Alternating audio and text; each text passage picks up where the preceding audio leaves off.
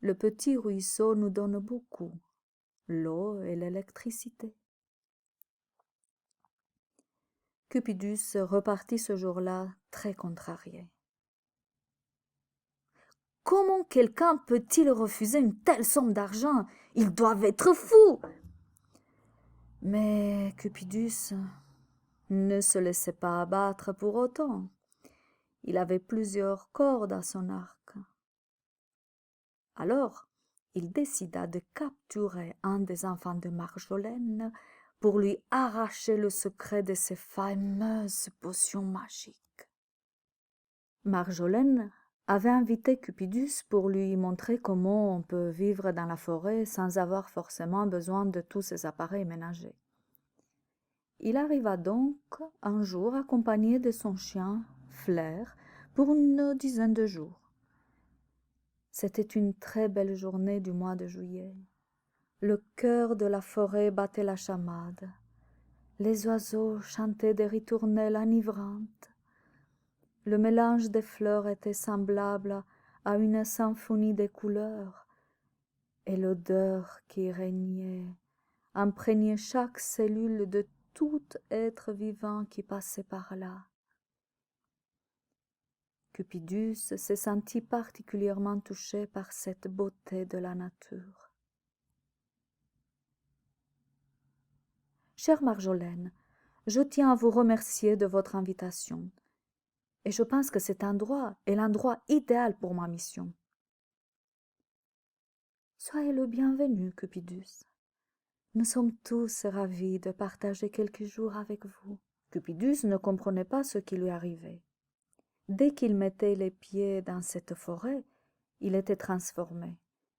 Il retrouvait tout ce qui était bon et noble en lui.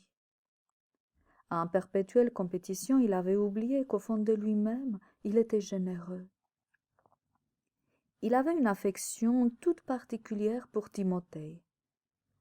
Dès son arrivée, Charles, le mari de Marjolaine, proposait à Cupidus de les accompagner dans leur habituelle randonnée à cheval à travers la montagne.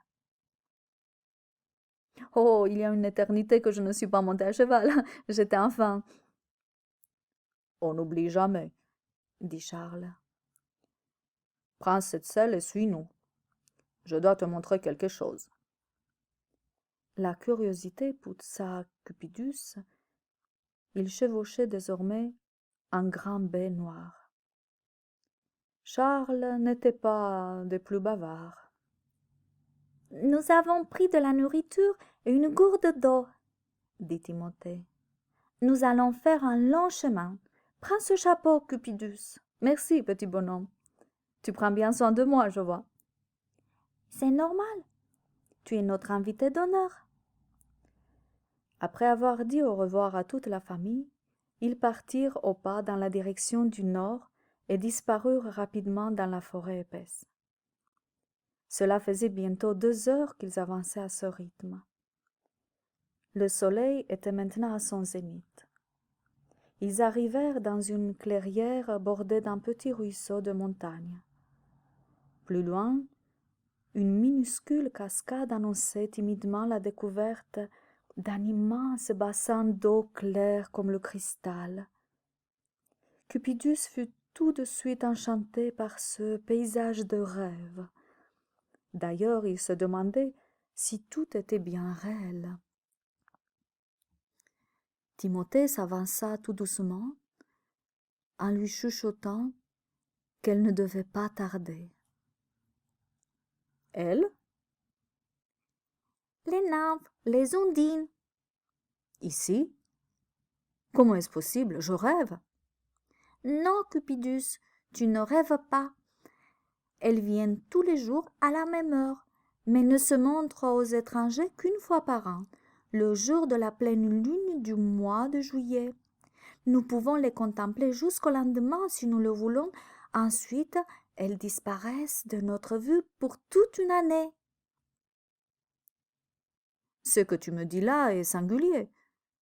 Quand j'avais ton âge, je croyais encore aux contes de fées. J'ai grandi et j'ai cessé d'y croire. Tu vas grandir aussi, tu verras.